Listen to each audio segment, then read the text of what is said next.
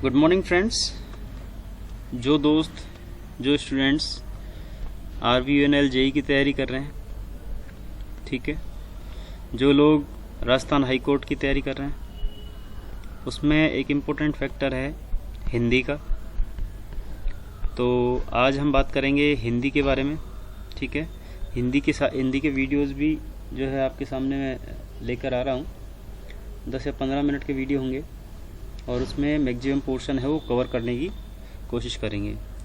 तो हिंदी है बेसिक है। काफ़ी लोग ये मान के चलते हैं कि हमें हिंदी आती है, लेकिन क्वेश्चन जो आपको हिंदी आती है उसमें से नहीं आते। पहली बात, सपोज आपको उच्चारण स्थान आते हैं, तो उच्चारण स्थान में से भी कुछ ऐसे हैं जो आपने नहीं पढ़े हैं, वो आ जाते हैं कई बार, ठीक है। उनके बारे में, सबके बारे में बात करेंगे। जो है स्वर कौन से हैं, कितने हैं हिंदी के अंदर, व्यंजन कितने हैं, और व्यंजनों के भी वो 8 टाइप्स कौन से हैं, ठीक है ना। क्योंकि हम ये कह देते हैं कैसे लेकर और मैं तक जो है व्यंजन होते हैं, ठीक है। उसके बाद संयुक्त स्वर आ जाते हैं, ऊष्म वर्ण कौन से होते हैं, ये सबको पता होता है, लगभग सब पढ़ चुके होते हैं। लेकिन व्यंजनों के भी 8 प्रकार होते हैं। स्पर्शी व्यंजन कौन से होते हैं, संघर्षी व्यंजन कौन से होते हैं, पार्श्विक व्यंजन कौन से होते हैं, ये सब हम इनकी विस्तृत चर्चा करेंगे, ठीक है। स्वरों के बारे में हम बात करेंगे। शुरुआत करते हैं दोस्तों। ध्यान रखेंगे भाषा और व्याकरण। सबसे पहला जो है हमारा चैप्टर जो है भाषा और व्याकरण। तो क्वेश्चन ये पूछा गया था कि भाषा शब्द है वो, उसमें मूल धातु कौन सी है। भाषा शब्द संस्कृत के भास धातु से उत्पन्न है, और भास धातु का जो मतलब होता है, उसका मतलब होता है प्रकट करना, ठीक है ना, किसी भी चीज को।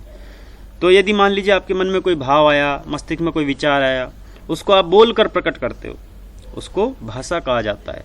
यदि आपके विचारों को आप दूसरे मनुष्य तक, दूसरे आदमी तक ट्रांसफर करना चाहते हैं, तो किसके द्वारा करोगे? भाषा के द्वारा, ठीक है। तो भाषा के संबंध में क्या कहा जा सकता है? भाषा वह साधन है जिसके माध्यम से हम सोचते हैं और अपने भावों विचारों को व्यक्त करते हैं। सपोज कोई अंग्रेजी बोलना चाहता है, न्यू लर्नर है, तो पहले वो हिंदी में सोचेगा या अपनी खुद की मातृभाषा में सोचेगा, फिर उसको ट्रांसलेट करेगा इंग्लिश के अंदर या जो भी लैंग्वेज वो सीख रहा है, ठीक है। इसके बाद में वर्ण विचार की बात करते हैं। तो दोस्तों अब भाषा की बात समझ में आ गई कि भाषा क्या है। भाषा एक ऐसा माध्यम है जिससे व्यक्ति अपने विचारों को प्रकट करता है, भावों को व्यक्त करता है। और भाषा का मतलब भास धातु है, भास धातु का मतलब होता है प्रकट करना। तो वर्ण विचार की बात करते हैं सबसे पहले। तो वर्ण विचार में किसी भाषा के व्याकरण ग्रंथ में 3 तत्वों की विशेष एवं आवश्यक रूप से विवेचना की जाती है, चर्चा की जाती है। कौन कौन से होते हैं? वर्ण, शब्द और वाक्य। तो हम कह सकते हैं भाषा की सबसे छोटी इकाई वर्ण होती है। जब बहुत सारे वर्ण मिलते हैं तब वो शब्द बन जाता है, और जब बहुत सारे शब्द मिल जाते हैं तो वो वाक्य का निर्माण कर लेते हैं, ठीक है। फिर बात करते हैं, हिंदी विश्व की सभी भाषाओं में सर्वाधिक वैज्ञानिक भाषा है। अब हिंदी में कुल कितने वर्ण हैं? 44 वर्ण। इंपॉर्टेंट है, नोट कर लेना। हिंदी में कुल 44 वर्ण हैं, जिनको 2 भागों में बांट सकते हैं, स्वर और व्यंजन। अब देखिए, स्वर तो कितने हैं? 11, और व्यंजन कितने हैं? 33, ठीक है। कितने हो गए टोटल? 44 हो गए। 11 स्वर और 33 व्यंजन, ठीक है।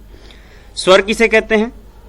स्वर वो ध्वनियां होती हैं जिनका उच्चारण करने में किसी ध्वनि की सहायता की आवश्यकता नहीं होती।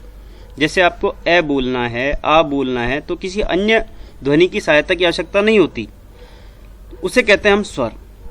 जैसे इंग्लिश में होते हैं ए ई आई ओ यू, वो वोवल्स होते हैं। इसी प्रकार हिंदी के अंदर उसको बोलते हैं स्वर, ठीक है।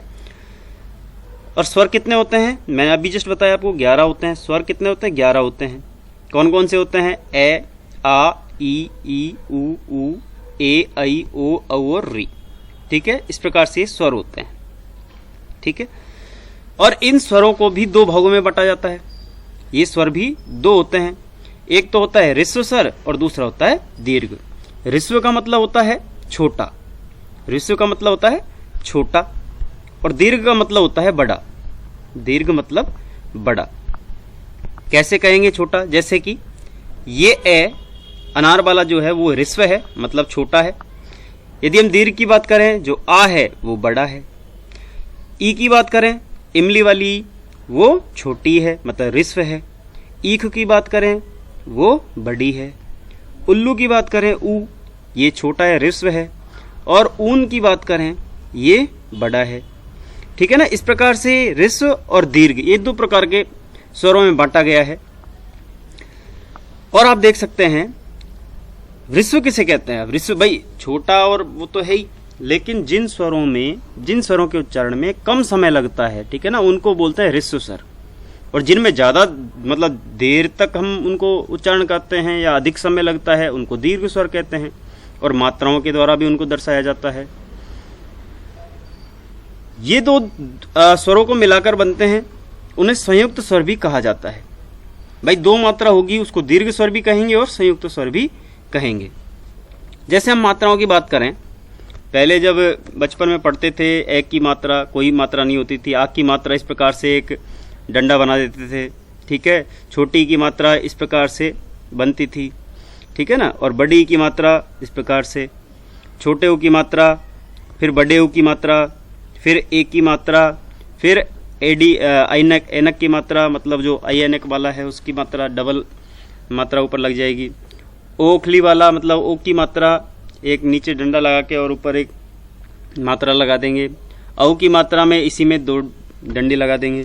ठीक है ना। और री की मात्रा ऋषि वाली की इस प्रकार से आ जाएगी। यदि हम व्यंजनों की बात करें तो व्यंजन क्या हैं? जो ध्वनियां स्वरों की सहायता से बोली जाती है। स्वर में तो किसी अन्य ध्वनि की आवश्यकता नहीं पड़ती है। ठीक है।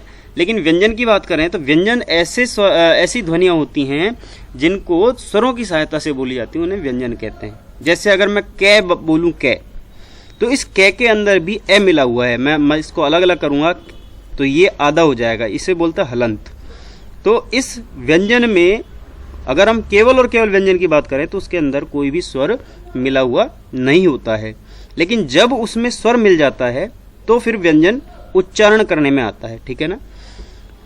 अब हम कैसे व्यंजनों को बांट सकते हैं? तो दोस्तों ध्यान रखेंगे, व्यंजनों को बांटने के लिए पहले तो हम बात करते हैं स्पर्श व्यंजनों की। ठीक है। 5 वर्गों में मुख्यतः हम व्यंजनों को बांटते हैं। जैसे कै वाली लाइन बोलते हैं कै खे गे घेंगे, जनरली अणय बोलते हैं इसको भी अणय बोलते हैं, इसको भी अणय बोलते हैं। लेकिन तीनों की ध्वनियां डिफरेंट है, तीनों की ध्वनियां अलग अलग हैं। इसको बोलेंगे ये अनुनासिक है तो इसको बोलेंगे ङ, इसको बोलेंगे य, और इसको बोलेंगे अणय। जो वास्तव में अणय है वो अणय ये वाला है जो टे की लाइन में आता है। ठीक है।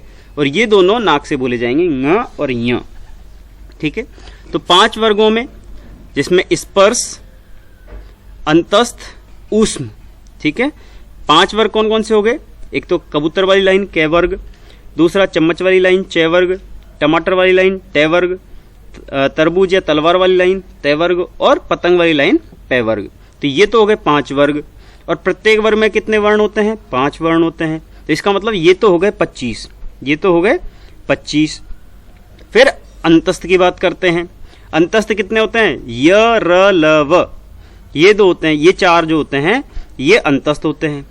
जब ऊष्म वर्णों की बात करते हैं, ऊष्म व्यंजनों की बात करते हैं, तो तीनों प्रकार के श, श और स। ठीक है। संकर वाला से, षटकोण वाला से और सपेरा वाला से, ये तीनों श और एक हल वाला है। ठीक है ना। ये 4 वर्ण आ जाते हैं। तो इस प्रकार से ये कितने हो गए? ये 33 हो गए टोटल। ठीक है। फिर संयुक्ताक्षर। संयुक्त अक्षर मतलब कि हिंदी में 2 व्यंजन मिलकर एक संयुक्त अक्षर बनाता है। जैसे क्ष की बात करें तो यदि हम कै को और से को जोड़ देते हैं, कै को और से को जोड़ देते हैं तो वो क्या बन जाता है? संयुक्त अक्षर बन जाता है। आधा कै प्लस आधा से, ये क्या बन गया? ये बन गया क्ष। ठीक है। यदि हम जय, आधा जय और चम्मच वाली लाइन का अंतिम अक्षर य, इनको जोड़ देते हैं तो ये बन जाता है ज्ञ। ठीक है। उसी प्रकार से यदि हम त्रय की बात करें तो आधा तय और आधा रे, ये क्या बन जाता है? त्रय। त्रिशूल वाला त्रय, ज्ञानी वाला ज्ञ और क्षत्रिय वाला क्षय। इसके अलावा एक और कौन सा है? यदि श्रय की बात करें तो शंकर वाला से और रथ वाला रे, ये मिलकर क्या बनाते हैं? श्रय। इसका मतलब कितने व्यंजन हो गए? मुख्यतः तो 4 प्रकार के हो गए। ठीक है ना। क्ष, ज्ञ, त्र और स्र। या अपन सीक्वेंस में याद करें, क्षत्रज्ञ और श्रय, ठीक है ना, श्रवण वाला श्रय। प्रमुखतः 3 प्रकार के अपन मानते हैं, 3 संयुक्त अक्षर। तो अगर हम हिंदी वर्णमाला में कुल अक्षर देखें, कुल वर्ण देखें तो कितने हो गए? 11 तो स्वर हो गए, 33 व्यंजन हो गए। तो इस प्रकार 11 और 33 का जो संयोग है वो कितने हो गए? 44 वर्ण और 3 संयुक्त अक्षर हो गए। ठीक है दोस्तों, ध्यान रखेंगे कि कुछ विदेशी भाषाओं से भी आए हुए शब्द हैं, उनके बारे में हम बात करेंगे। तो कुल मिलाकर अगर हम इनकी बात करें कि कितने प्रकार के वर्ण हैं हिंदी वर्णमाला के अंदर, तो टोटल जो वर्ण हैं वो है 54, ठीक है ना। और 54 कौन कौन से हैं उनकी भी हम सारी चर्चा करेंगे। 11 स्वर हो गए, 33 व्यंजन हो गए, 44 यहाँ से आ गए, 4 संयुक्त व्यंजन हो गए, 48 हो गए, और 6 वर्ण जो हैं जो विदेशी भाषाओं से आए हुए हैं वो हम उनकी चर्चा आगे करेंगे। अब बात आती है उच्चारण स्थान की, कि भाई स्पर्श व्यंजन हैं उनके उच्चारण स्थान कैसे होंगे, अंतस्थ कैसे होते हैं, ऊष्म किन्हें कहते हैं, संयुक्त अक्षर किसे कहते हैं, इन सब की हम चर्चा अभी करने वाले हैं। ठीक है ना, क्योंकि कई बार क्या होता है ना, हम भूल जाते हैं एग्जाम के अंदर कि ऊष्म वर्ण किसे कहते हैं, कौन से ऊष्म वर्ण होते हैं, स्पर्श व्यंजन कौन से होते हैं, तो उनकी सबकी बात करेंगे। तो वर्णों के उच्चारण स्थान सबसे इंपॉर्टेंट चीज होती है, याद भी रखना है इनको। जो संस्कृत मीडियम के स्टूडेंट्स हैं उनको वर्णों के उच्चारण स्थान याद करने में ज़्यादा दिक्कत नहीं आती है, क्योंकि वो सीधा सीधा याद कर लेते हैं। एकु अभिसर्जनीयानाम कंठ, ईचु अशानाम तालु, ऋतु रसानाम मूर्धा, ऋतु अशानाम दंता, उपु पद्मानियानाम ओस्थो, ओदतो कंठ तालु, ओदतो एदेतो कंठोष्टम, वकार से दंतोष्टम, इस प्रकार से याद कर लेते हैं। लेकिन जो हिंदी भाषी हैं या फिर जिन्होंने हिंदी कभी पढ़ी नहीं है, बचपन में पढ़ी थी, उसके बाद में जो कॉम्पिटिशन की तैयारी कर रहे हैं, उनके लिए इम्पोर्टेंट है इनको याद रखना। तो दोस्तों ध्यान रखेंगे, सिंपल सा आपको याद रखना है। मैं यहां पर लिख देता हूं बोर्ड पे, ए, कु, है और विसर्ग, ये किससे बोले जाएंगे? कंठ से।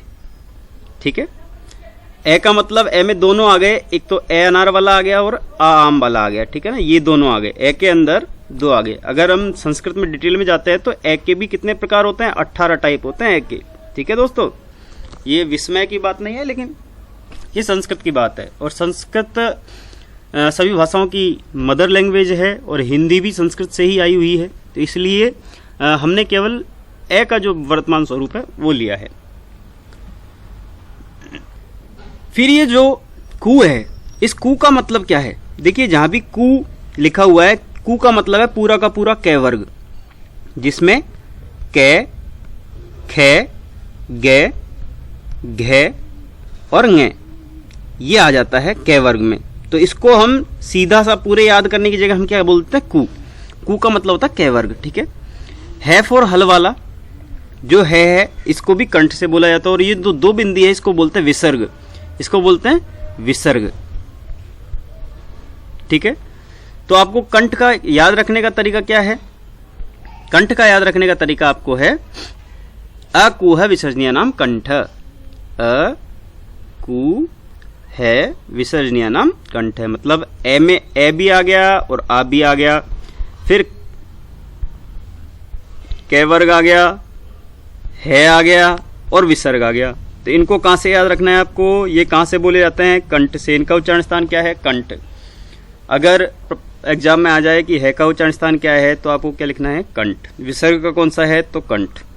उसके बाद में दूसरा आता है ई, चे वर्ग, य और श, इसका है तालव्य, तो इसको भी हम देख लेते हैं।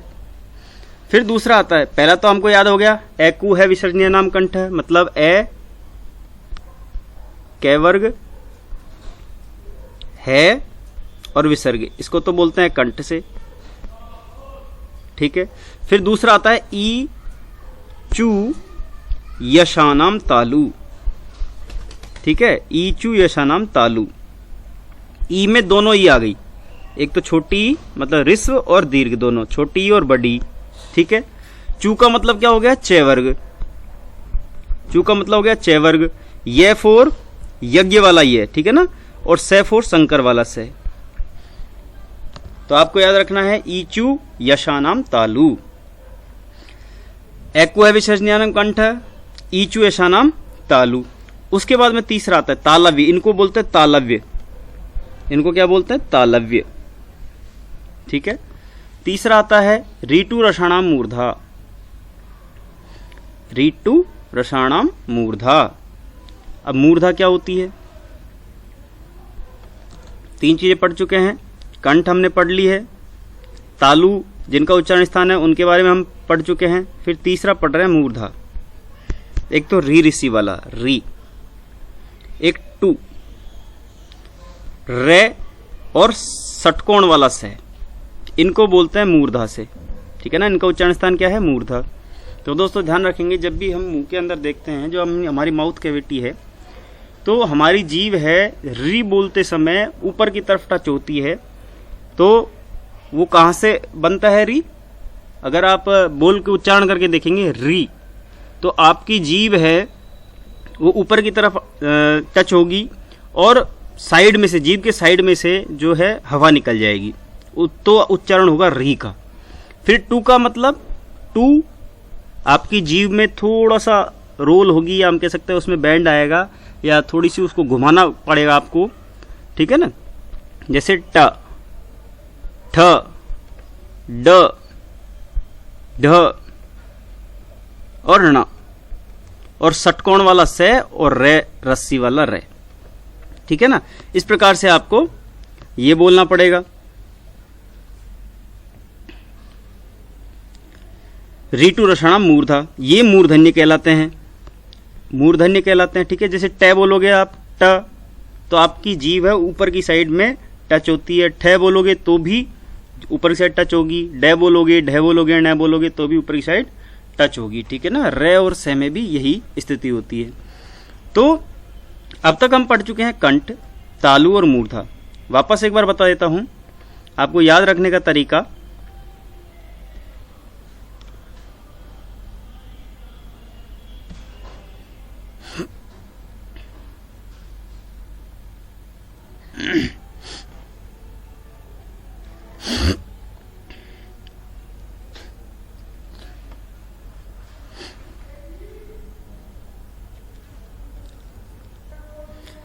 एको है विसर्जनीय नाम कंठ,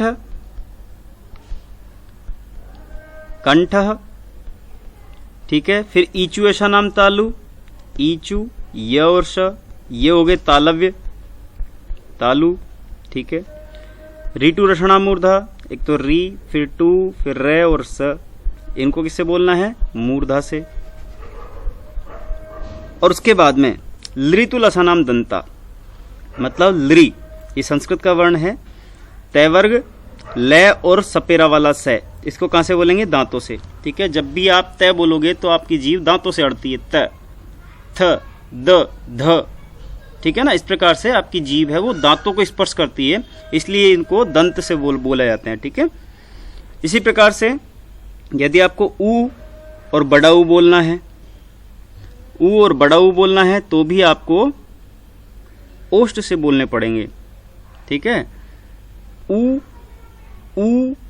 प, फ, ब, भ, म, मतलब आपके जो होठ हैं वो हिलेंगे और होठ सिकुड़ेंगे, एक तरह से हम कह सकते हैं, और उसके बीच में से हवा निकल जाएगी, इसलिए इनका उच्चारण स्थान क्या है? ओष्ठ। फिर आता है यम गणनम नासिका च, मतलब जितने भी वर्णों के, वर्गों के पांचवें स्थान हैं, पांचवें वर्ण हैं, वर्गों के पांचवें, अब कौन कौन से हैं? अभी हमने बात की थी। अगर मैं कै वर्ग की बात करूं, अंतिम वर्ण क्या है? ङ, च वर्ग का य, ट वर्ग का ण, तय वर्ग का न, पै वर्ग का मैं। तो ये पांचों के पांचों जो हैं वो नाक से बोले जाते हैं, ञ, ङ, ण, न, म। ठीक है ना, इनको बोलते हैं नासिक्य। ठीक है, ये सारे नासिका से बोले जाते हैं। फिर ए दे तो कंठ तालु, मतलब अगर हम ए और आई की बात करें, मात्र ए फॉर एडी और आई फॉर एनक, ए और आई की बात करें तो कंठ और तालु दोनों से मिलकर। ठीक है, तो आपको याद रखना है ए दे तो कंठ तालु, ए और आई कंठ और तालु से, और औ कंठ और होठ से। कि देखो भाई, ओ आपको बोलना है तो होठों को आपको सिकुड़ना पड़ेगा और हवा जो है कंठ से निकलेगी, इसलिए ओ और औ जो है कंठ ओष्ठ दोनों।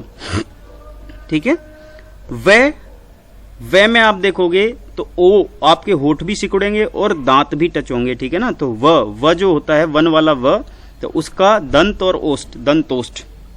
और है उसको मैं पहले बता चुका हूं, वो कंठ से है, ठीक है। फिर दोस्तों इसमें ध्यान रखेंगे कि अनुनासिक ध्वनियों के उच्चारण में वर्ण विशेष का उच्चारण स्थान के